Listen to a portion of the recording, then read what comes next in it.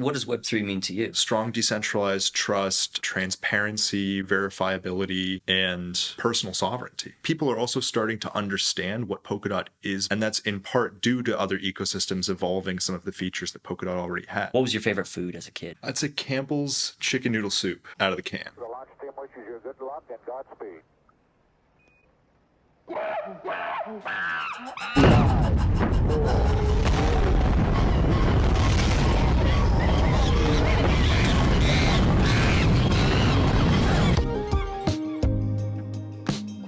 Space Monkeys, blasting off with Robert Habermeier, the co-founder of Polkadot, on the show at last. Robert, welcome to Space Monkeys. Good to be here. Thank you.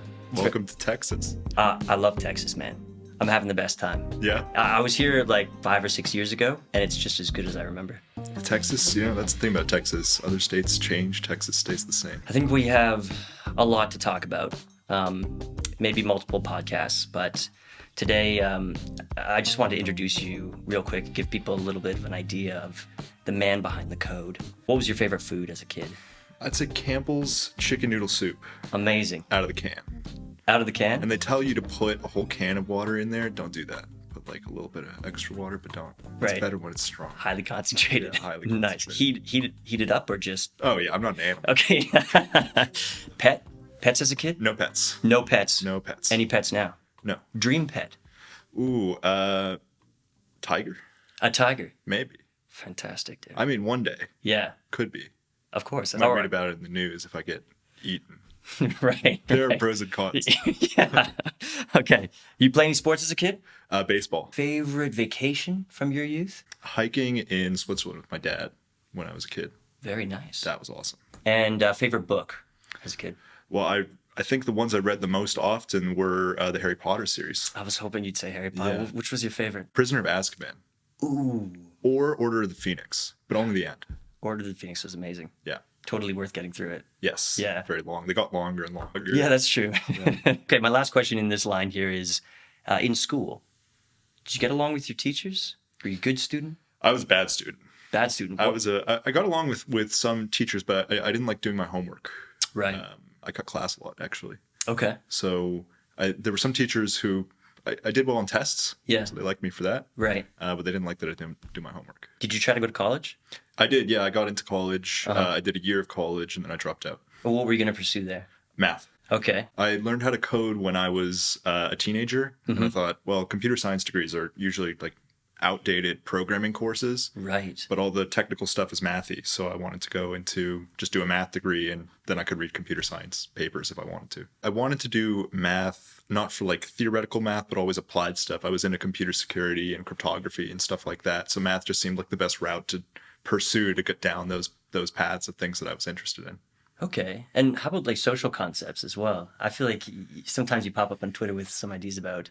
That came later. Really? Okay. And I actually don't tweet that much about all like the overarching ideas, but when I read, I read a lot of like political science, political philosophy, economic philosophy, and stuff like that. When did blockchain enter the picture? I first heard of Bitcoin maybe in 2011, 2012 through Reddit, actually, because people had made like Bitcoin tip bots and Right. Would see it around.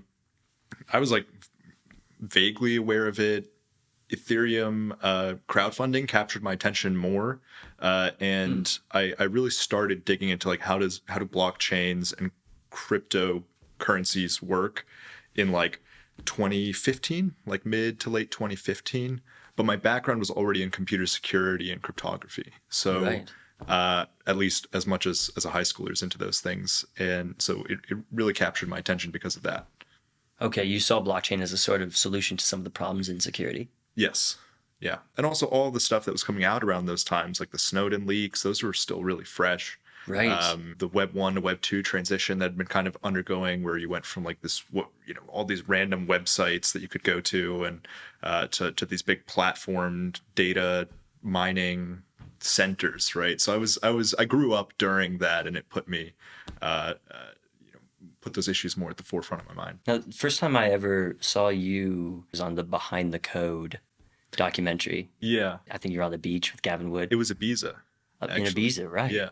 Mhm. Yeah. What's the story about you getting connected with Gavin Wood. Yeah, sure. It's not a very long story. So I was working with Rust really early on. So I started working for the first time with Rust in like 2013. And it was basically unusable, but I saw the promise because of, hey, here's this language. I liked writing fast code and secure code. And, Rust was saying, hey, you can do both. Picked it back up in 2014. In the meantime, all of like my interests in computer security and blockchain were kind of evolving. And then what drew me into the Ethereum space was a blog post that I saw by ethcore.io, which became Parity Technologies later, but that was the original name was ethcore. And they put out a blog post saying, hey, we wrote the fastest, lightest, most secure Ethereum client in Rust, and it's open source. So I had some free time, decided to start contributing upstream, got in touch with the team behind it in early 2016, and ended up moving to Berlin that summer to work with the team directly. And that's how I got involved with Gav. Okay, so you started working with the team directly, and you're still working on Ethereum at the time. Yes. So you were there when we all started, or when they started to think about Polkadot. Exactly. From your point of view, what was the impetus to start working on a brand new project there? I think the motivation was, what can we do better? Like a lot of these ideas had been floating around. And once Ethereum was launched, it became much harder to iterate and change because it was already in flight and you couldn't have that rapid pace of development. And it was clear that a lot of these ideas that had been floating around in the Ethereum Foundation or in the community since, say, 2014 or 2013 when they first started, weren't going to land for years. So the idea was, well, let's take these ideas, evolve on them even more, and then implement that out as Polkadot. You're gung-ho to just jump ship and start something new. I still love Ethereum, right? Sure. Ethereum is where I, in many ways got my start. And, I worked on Ethereum core technology for like a couple of years, really deeply. But I was excited to build something new as well and like experiment. Yeah. What do you think the role of Ethereum is going to be in the Web3 space going forward? I think it's going to have a big role. Okay. I don't see Ethereum going away with the critical mass that it's acquired of like users and developers and the global community around it. I think the main question is, where is Web3 going to go? What are going to be the big use cases for that? And how well is Ethereum going to accommodate those use cases? I mean, there are the common issues of scalability or customization, fees, and this is being solved with the roll-up approach, right? But then with roll-ups, you have all these other questions that enter in, like how secure are they? What mechanisms are there? How do you do cross roll-up communication? How do you ensure that roll-up blocks can come at regular intervals? And all of these things, people who want to build huge applications in the blockchain world are going to be thinking about these things. Right. So we kind of have to, I don't know, would you say like degrade the quality of the block space to squeeze out the functionality we want? I mean, maybe. It remains to be seen. Like, the story of research in the blockchain world is most of it is probably still unwritten.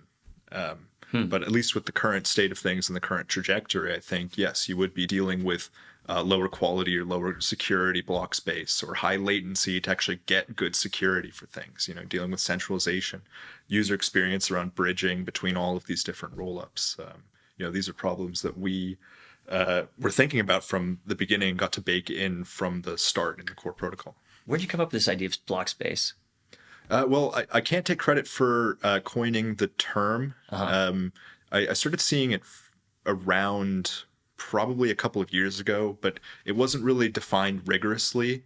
And it was sort of this eureka moment about a year ago when I realized, well, what is the actual fundamental product of a blockchain? It's this block space. It's this sort of raw material created from decentralized trust. Like we have the trust, we can create this raw material and then build things out of it. I don't think anybody had ever really explained what we were doing in those words before. So that's kind of where it came from. And then, okay, you have this raw material, but not all blockchains are the same. So the raw material that they produce is going to be different, and you come up with different ways of contrasting and comparing them. And then that kind of leads to this idea of like, okay, you have this raw kind of commodity of block space. Depending on the quality of that block space, that kind of dictates what you can do with it, right?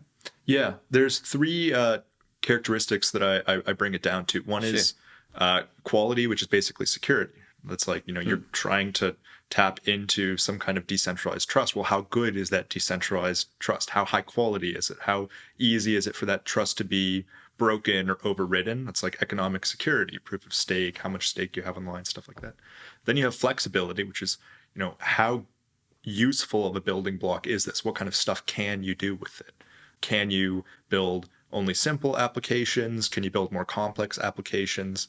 And that flexibility is really important for being versatile. Right. And then there's availability, which is just how easily can you get your hands on some of this block space to start building. So, okay, let's talk about like block space in the context of Ethereum. Let's say, I guess Ethereum block space is probably the most, or one of the most sought after block spaces in the world. Yeah. But how would you describe that block space market with Ethereum? Ethereum block space is not very available because there's not very much of it. Sure. So it's hard to get your hands on it. Yeah. It's not very flexible because, it's EVM, right? You can technically do anything with EVM. It's like Turing complete, but it's limited by gas, and in practice, it can be fairly inefficient for many kinds of use cases. Like in practice, you actually use a lot of gas just to do basic stuff.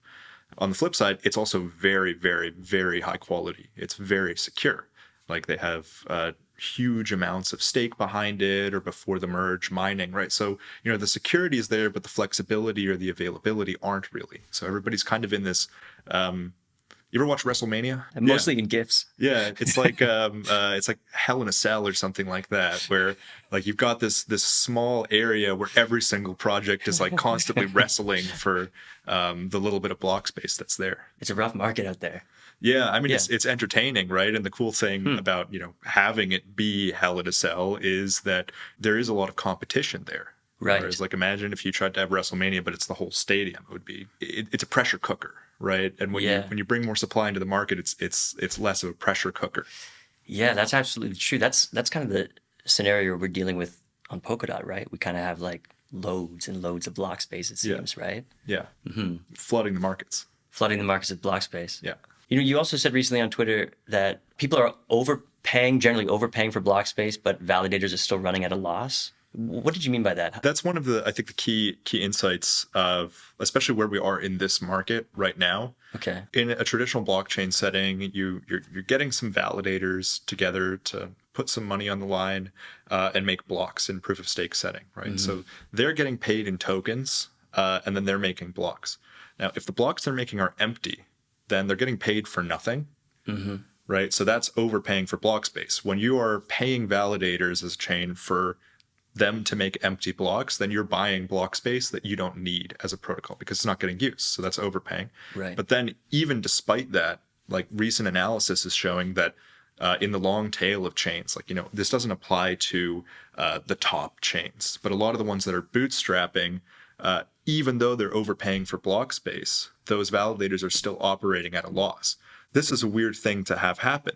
You are in something like a down market, right? It's a global macro market. You're trying to bootstrap. You really shouldn't be overpaying for a resource like block space, right? Like if you were bootstrapping a Web2 project, you wouldn't spend hundreds of thousands of dollars every month on servers you didn't need. Okay, so you're working on this a little bit in the Polkadot ecosystem, right? You want to have kind of pay-as-you-go block space, right? You can kind of just hook in and use block space as you need it. Yes. I didn't realize that could potentially mean you're just going to create block space as it's needed as well. Like you might not create it at all if there's no demand. That's right.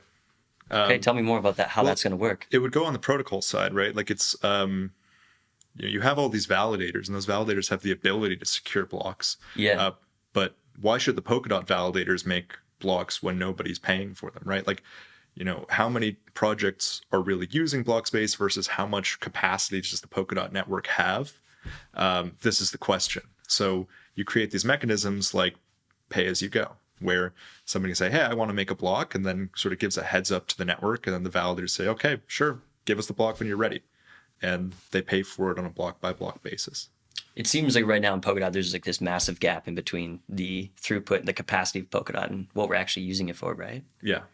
What do you think that journey toward utilizing this high quality block space looks like? How do we fill Polkadot up with useful applications and users who are being productive? There's two sides to this that I see. A lot of it is about this bootstrapping audience because products need to have a place that they can grow from. And having more offerings for how they can build in Polkadot without, say, getting a parachain slot. Getting a parachain slot is like buying a shipping container full of block space. Right. But, maybe you only need a little bit. Maybe you only need like a small crate of block space for, you're bootstrapping something, and then you can scale up from there. So I think addressing this bootstrapping audience, either at the parachain level with block space markets, or also having good tools for them to build smart contracts and things like that and spin out and scale up from there. Yeah. I think that's absolutely critical, because people need to be able to just try stuff and see what works and iterate, right? Yeah, Pivot, totally. change it until, you strike gold. I think a lot of the time innovation is just about getting more at bats, and, a lot of things are just going to strike out, and eventually you're going to hit something out of the park. Absolutely. There's also that other side of kind of winding down projects, things that aren't working yet, right? We have all these parachain projects that made commitments to large amounts of block space, but maybe they realize they don't need it. Maybe they want to slow down a bit and kind of wind back to a more sustainable place to build from as well. Yeah, right? I think that's quite likely that we'll see at least a few projects doing that. They will also, some of the stuff that we're looking into is how does a parachain resell its block space, right? And say something like, hey, we don't think that there's going to be, as a community, we don't think that there's going to be that much demand for the next month. So we're going to put our every second block for the next month on auction and see who wants to buy it. Do stuff like that. And this would be block space in the Polkadot blocks. Yeah. It's not like, maybe I'm out of my depth here, but it's not like tied to the runtime of that parachain. Exactly. Yeah, it's like the rights to future block space that they'd be selling off. Block space futures markets. Exactly. Yeah. Yeah. What does that look like on a front end? I mean, if we have the right core primitives for things like, I want to have my big shipping container block space. Okay, I want to split that up in different ways and then sell it. You can have these primitives, and then I think initially it would all be much more ad hoc, right? Like some chain would just say, I want to split up the block space that we bought, like the claims on future block space that we have, and sell some of them off. Right. And that would happen more like directly. But then over time, you could imagine actual marketplaces that are managing all of this stuff. Mm-hmm. That would be more like a deep financialization of block space, which I think has upsides and downsides. In my opinion, it's too early for that. Okay. But those primitives would let us build into that over time. Why is it too early for that? What's the danger? I think it's the depth of the market and the amount of sort of mismatched offerings that there are. It's probably like it's when you need block space, you're usually referring to like, I need to make one block every 30 seconds for the next month. And then somebody else might say, well, I'm selling one block every 12 seconds for the next 2 weeks. And you need all these ways of combining those different types of bids and asks into one cohesive thing that you walk out with. Okay. And that's complicated. Okay. Help me understand how asynchronous backing, how that intersects with block space. Because it sounds to me that not only do we have different availability for block space, different quality of block space, but then we also have the ability to tie block spaces across time together for... Okay, you go for it. Yeah, I'll go for it. We have, I guess, three core tenets to our tech strategy around block space. So one is maximize the amount of block space that Polkadot is producing. Okay. And the level of security for that block space. The second tenet is maximize allocative efficiency of that block space, right? So make sure that block space is getting into the hands of projects that need it the most. Mm-hmm. And then the third is maximize composability, right? Like interoperability and value being created from that. So asynchronous backing is about maximizing block space. It's on that first tenet. So it's mostly about scaling, to be clear. But the practicalities of that implementation set us up for future work as well. So there's sort of two things getting rolled into there. One is it means parachain blocks are going to be bigger and they're going to come faster. So it'll go from 12 seconds between parachain blocks to 6 seconds between parachain blocks. But then each block is going to have about, let's say, 10, 12 times more transactions in it, or capacity for transactions. So it is going to get much higher throughput as a result of that. And how? Is that possible? Well, it's a pipelining optimization. You essentially build up a backlog of blocks that you're ready to commit onto the Polkadot network. So you always have a new block ready as soon as the previous one goes in. And the other aspect there is like, if you miss your chance to include your block in Polkadot now, you have to start over from scratch. This allows you to get another shot at including the same block in the network later. So you build up this backlog, and it's also not a big deal if you miss your chance to get the next block in. I think it's not necessarily something that end users need to be concerned about. It's more of like higher throughput, and even from the parachain team side, like it will just work. It's going to be backwards compatible. There's going to be an upgrade in the runtime of the Polkadot network, and then it'll just be enabled. Gotcha. And this also leads to a future you were calling hybrid chains, right? That is unrelated, but also interesting. Why is it unrelated? I thought it was... Okay, tell me. What do I have on there? So hybrid chains are more about what does a blockchain actually do with the block space that it's bought from Polkadot. Okay. If we take the analogy of sort of inter-blockchain interoperability being something like international trade, right? If we take that analogy and you compare specialization in countries to app chains, right? Right. So you have specialized blockchain, specialized country, but there's no country that's so specialized that it doesn't have supermarkets or highways or things like that. Right. You know, it might specialize in mining minerals. It might specialize in high-tech manufacturing or things like that, but it still retains this generality. So that's what hybrid chains are about. It's about saying, even if you're building an app chain that has very specific logic, that chain should probably retain some generalized capabilities, smart contracts, for all the things that also could happen on that chain. Wow.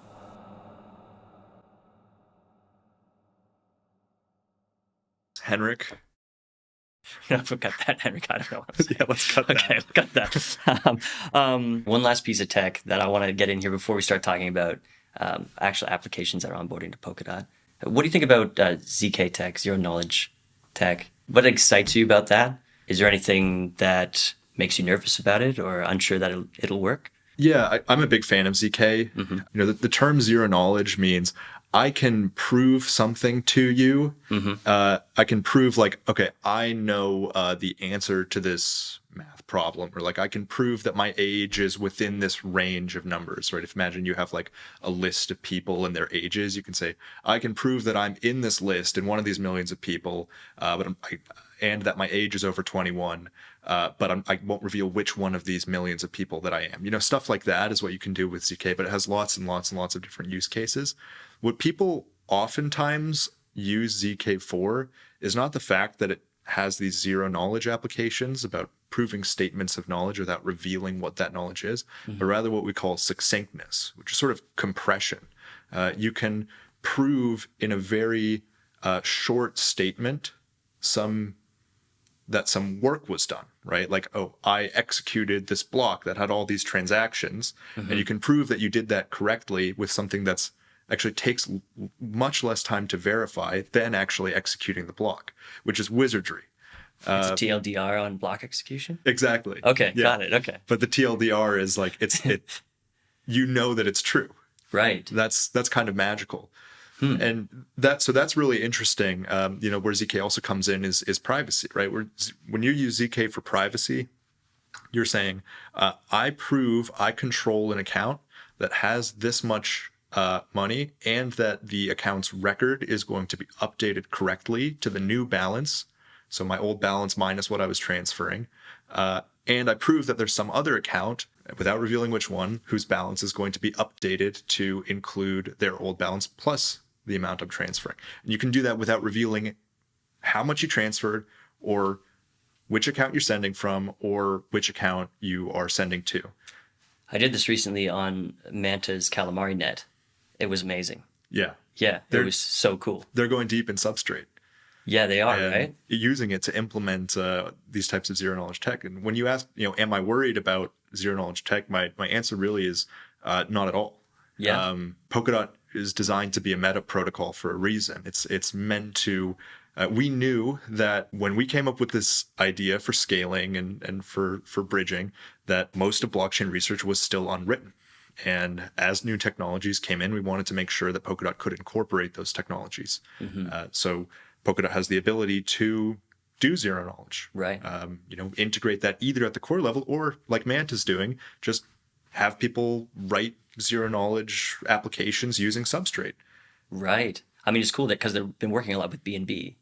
They have been, yeah. Right. Kind of bringing those users, they don't even know they're using Polkadot, I think. Right. Yeah. Well, what do you think about how Polkadot, like the story of Polkadot is developing? Well, I think it's interesting to see because there's always this yeah, but thing going on where like people say, oh, Polkadot has a great tech. Polkadot's an engineering powerhouse, but not that many users, right? So, okay, then you get bring in users, and then I think there's going to be maybe more buts behind that. But the overall story that I see is like people are also starting to understand what Polkadot is better.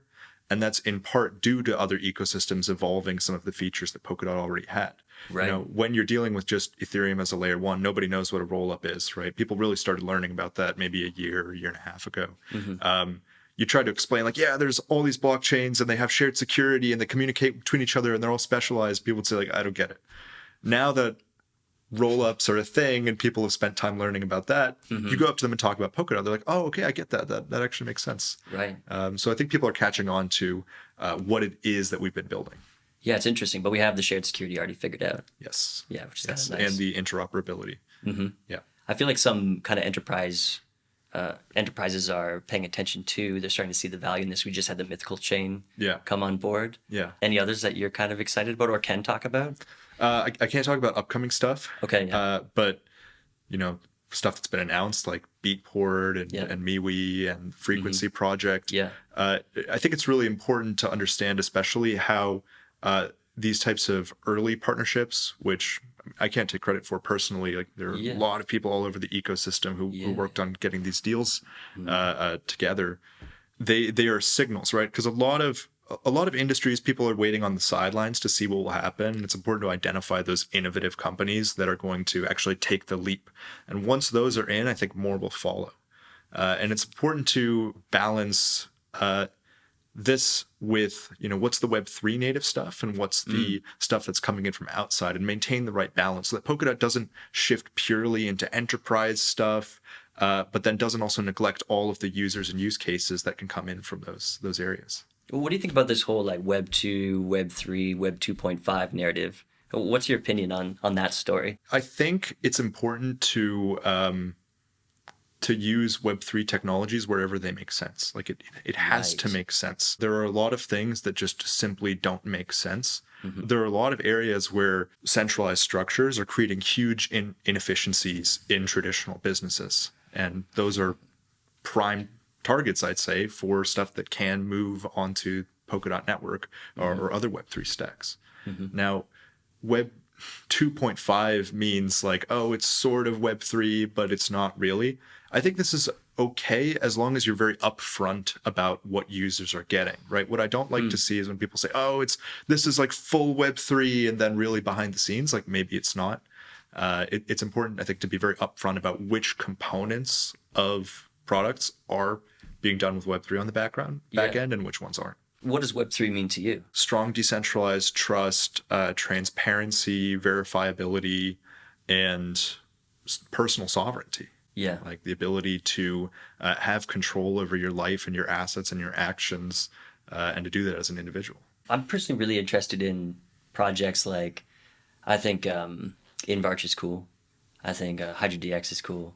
They kind of seem to be building tools that'll allow, DAOs to grow up and make contributions. We have kind of this enterprise side of it, but then we also have this like homegrown building side of it too. Well, this is a transition that a lot of teams are going to go through, depending on what stage of the life cycle they're at.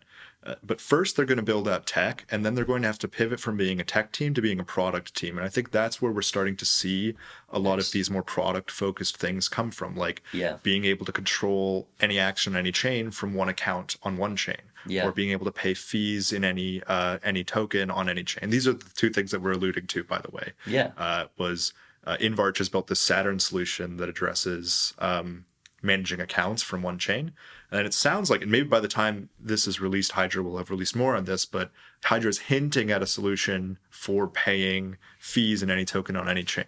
They haven't figured out best, by the way. Like that's the most usable on their own chain, just paying fees with whatever. Of course, It's because fantastic. they have completed their core tech and they are now a product team. Yeah. So there's more tech work going on in the background, but now that that's done, they can shift their focus to building out the best products for users. And I think this is going to happen to more and more teams as they mature in the ecosystem.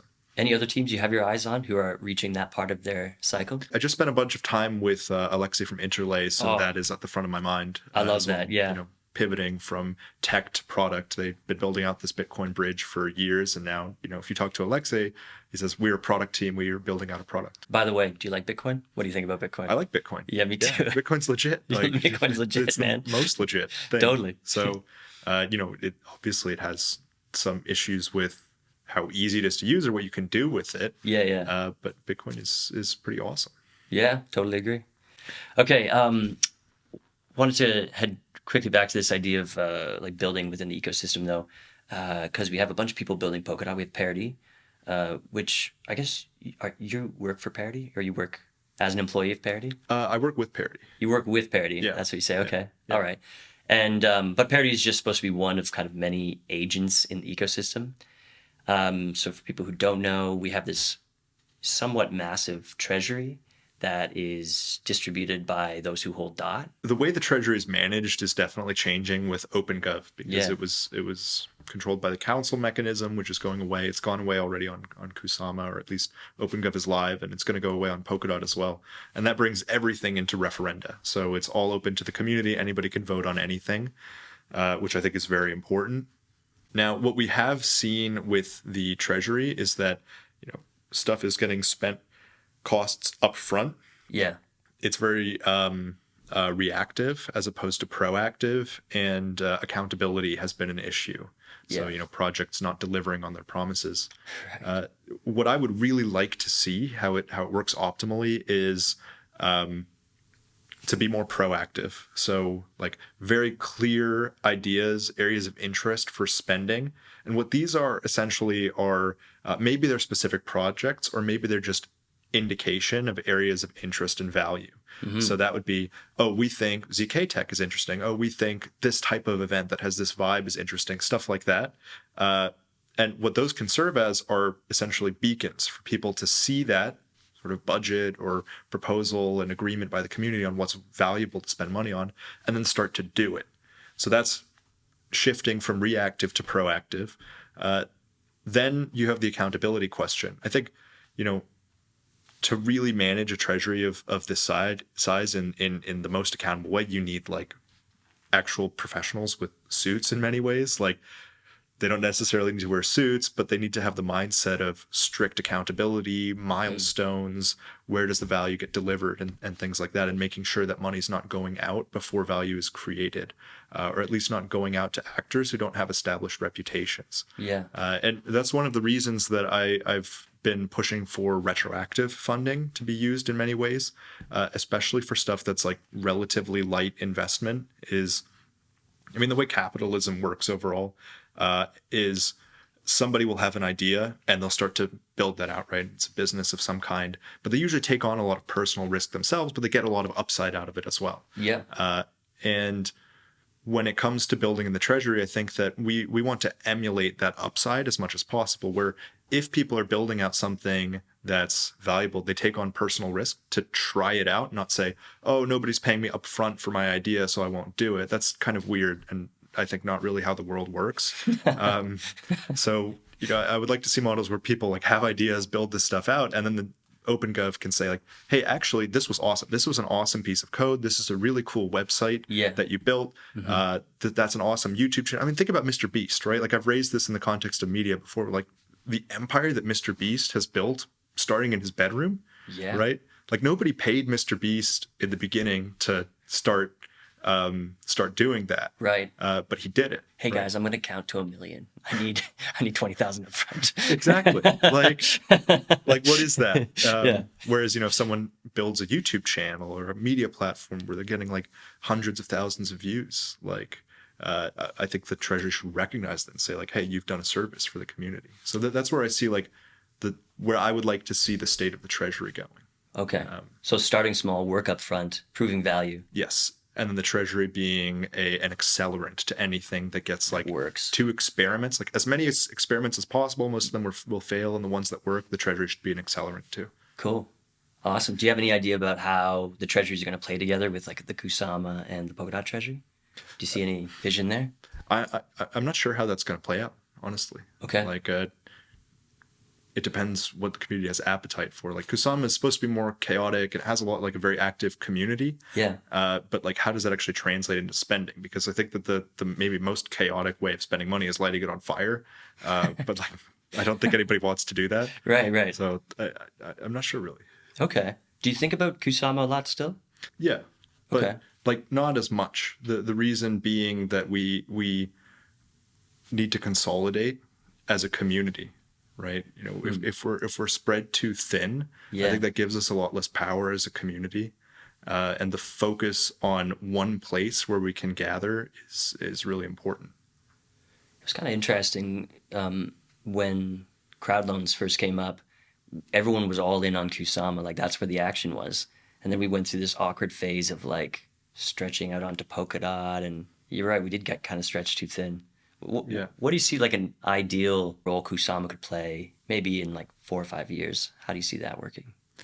Well, if we come back to like offering Blockspace or something like that, Polkadot might be more limited in the amount of cores or slots or things like that it exposes, because it needs to recoup value for the protocol. Yeah. And that might mean something like, depending on what governance goes for, that might mean something like, you know, not having as many auctions or whatever the analog to auctions might be in 4 or 5 years. Whereas Kusama might be a place where you can definitely dig in your heels and get started right away, but you're taking a bigger gamble. It's a security issue. Yeah. Is that kind of what you're getting at? Yeah, exactly. It's a security issue. Yeah. You know, if Polkadot is making Blockspace, it doesn't make sense for Polkadot to give out that service for free. Right. Because that kind of undermines all of the incentives that run the network, right? Like validators have to get paid to do it. Right. Specifically, it's that validators need to get paid, and you know there need to be good reasons to use DOT, right? Like staking and purchasing block space from the network. And if that purchase price is zero because the market is absolutely flooded, I think that can have issues for Polkadot. Do you think about other parameters like inflation? Absolutely. Yeah. Do you think that's something we're going to have to look at some point? Yeah. Okay. Well, people say like, oh, 10% inflation is way too high, right? But they're comparing, I think, to countries like the United States, where the inflation target is 2%. Mm-hmm. They're kind of in a different stage than Polkadot, though, right? Exactly. Yeah. Polkadot's in a much higher growth stage. And what really matters is, can growth outpace the inflation rate, real value versus the nominal value? And you can even see major world economies like China and India. If you look at their GDP year over year growth over the past 25 years, they have many years where they grow 20, 25%. I say, like, if India and China can grow 20% in a year fairly frequently over the past 20 years, I think Polkadot should also be able to grow 20% a year or more year over year. Okay, well then, why don't we end on this question then? What do you need help with most? What do you want other agents in the ecosystem to be focusing on and looking at? Where do you think we need the most attention and the most building in order to make that growth happen? We need as many ideas as possible. Okay. Like, opinions. Honestly, I think a healthy argument, you can't build a house of cards if they're all facing the same way. It's something like that. You know, we need everybody sort of pulling in the direction that they believe in, and staking out their ground on like what they think the best direction is, so that in that conversation we can get driven towards more value. Okay. All right. So we need a lot of discourse, a lot of ideas. As much discourse as possible. Okay. And then, as you were saying earlier, those ideas, we need to turn that into action before we start funding it? Yes. Yeah. So something like have a lot of ideas and then start setting precedents through the Treasury that good ideas are going to get rewarded. And I think once you have this culture built up where people are coming up with ideas, people are trying things out, and then actually, earning a living based off of that, that's a very healthy place to be. Okay, and I just want to be super clear here. It's rewarding ideas that actually get tried out. Yes, and and are successful. Actually built and show that they work. Yeah. We also need good products. Like, people need to be able to use this practically, like, not to hyper fixate on certain things. Like, DeFi is great. Yeah. But all of Web3 together is still a blip in terms of users, right? So if the discussion gets dominated by things that are already out there, like DeFi and NFTs, which are certainly useful, but we don't want to hyper fixate on what is now and miss the big picture of what could be. Do you have any idea when you'll know that your work with Polkadot is done? I don't know if it's ever going to be done. Okay. It doesn't seem that way. It may be done once there are new people really carrying the torch and bringing the ecosystem along. Okay. But for now, you have the energy to keep going? Yeah. Awesome. Yeah. Well, thank you so much for all the work you do. Polkadot is endlessly fascinating, and it's the most fun I've had in my whole life. So I'm just very grateful for all the work you do, and thank you very much for coming on the show and talking to us about it as well. Thank you. I'm really glad to hear that. And thanks for coming over and having this conversation. All right. Talk to you soon.